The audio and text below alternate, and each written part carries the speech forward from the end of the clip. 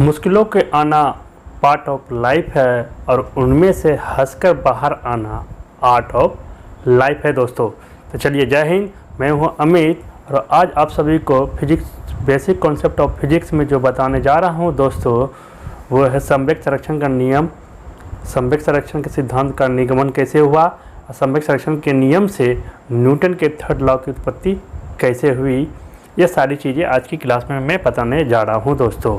इसलिए क्लास को ध्यान से देखेंगे और पूरी देखेंगे। ये 10 मिनट का वीडियो होगा आपके पास और अच्छे से देखेंगे। और आज की क्लास का जो PDF है दोस्तों, आपको इस चैनल के डिस्क्रिप्शन के लिंक पे मिल जाएगा दोस्तों। तो चलिए शुरू करते हैं आज की क्लास को। चलिए, सबसे पहले आपके स्क्रीन पे आ गया दोस्तों संवेग संरक्षण का नियम, law of conservation of momentum. ठीक है दोस्तों, क्या कहता है जरा ध्यान से देखेंगे।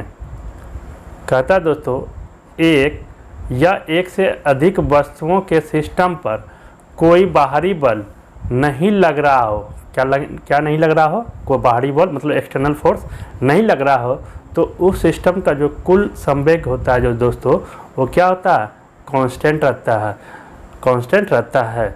इस नियम को ही हम लोग क्या कहते हैं? संवेग संरक्षण का नियम या law of conservation of momentum कहते हैं। ठीक है दोस्तों, नेक्स्ट कहता है कि संवेग संरक्षण सिद्धांत का निगमन कैसे हुआ। ठीक है, तो चलिए मानते हैं। माना कि दो पिंड का द्रव्यमान कितना है? m1 एंड m2 है। संवेग उसका कितना दिया हुआ है? p1 एंड p2 दिया हुआ है। और वो गतिशील वेग कितना दिया हुआ है दोस्तों उस पिंड का? v1 एंड v2 हुआ। तो पहला पिंड का संवेग निकाल लेंगे दोस्तों।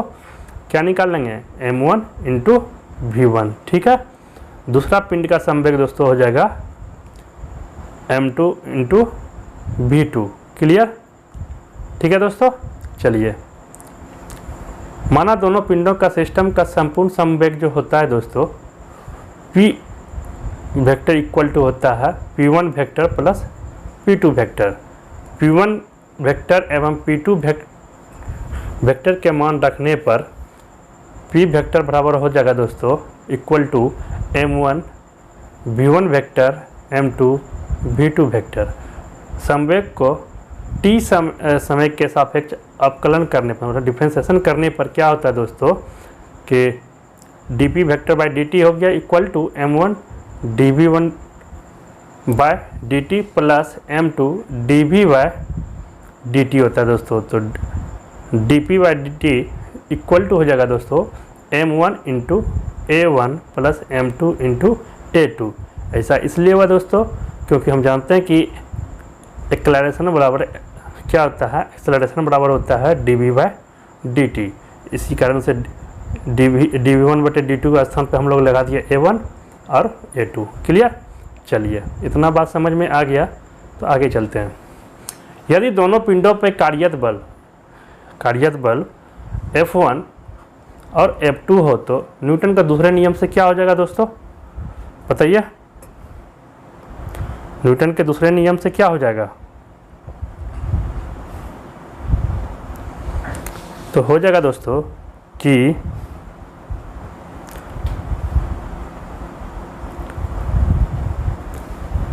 F इक्वल टू क्या होता है? दूसरा नियम ma होता है द्रव्यमान इंटू एक्सेलरेशन। होता है ना कि नहीं होता है?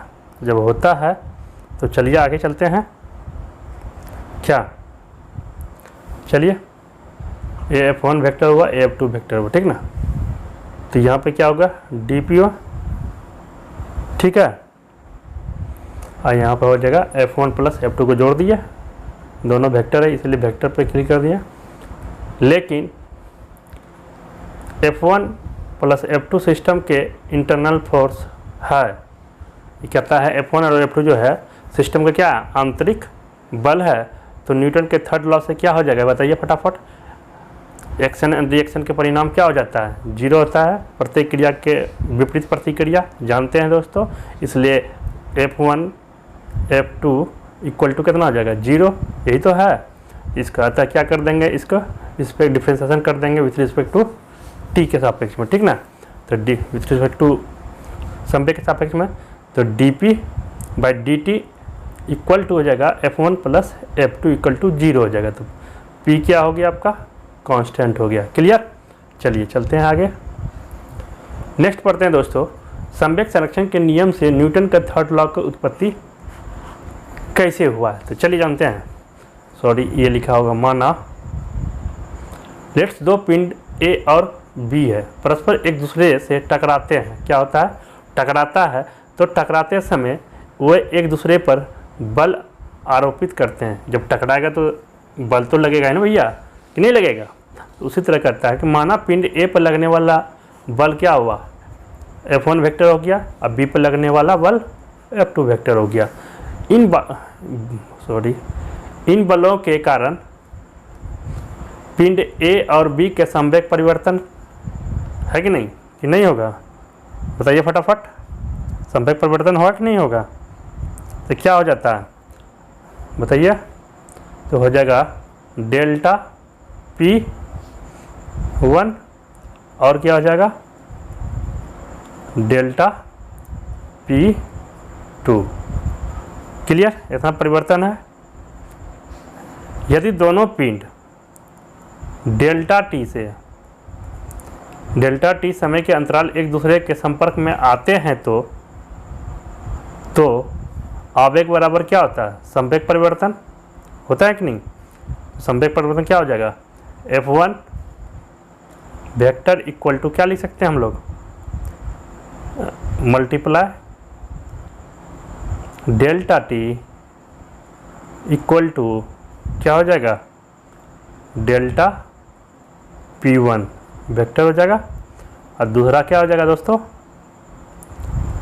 F2 vector into delta T equal to delta P2 संवेग हो जाएगा, है कि नहीं, यही हो जाएगा। क्लियर। चलिए, यदि टकराते समय पिंड A और B, ठीक ना, एक ही संयुक्त के दो भाग माने जाए तो इस संयुक्त पिंड पर कोई बाहरी बल आरोपित नहीं होगा, याद रखिएगा। अतः न्यूटन के सेकंड लॉ से संयुक्त पिंड का संवेग परिवर्तन क्या हो जाएगा, शून्य होना चाहिए। न्यूटन के सेकंड लॉ से कैसे होता है, चलिए देख लेते हैं। डेल्टा मतलब P1 क्या हुआ, संवेग हुआ पहली पिंड का, और दूसरा क्या हुआ डेल्टा P2 संवेग इक्वल टू क्या कहता है 0, है कि नहीं।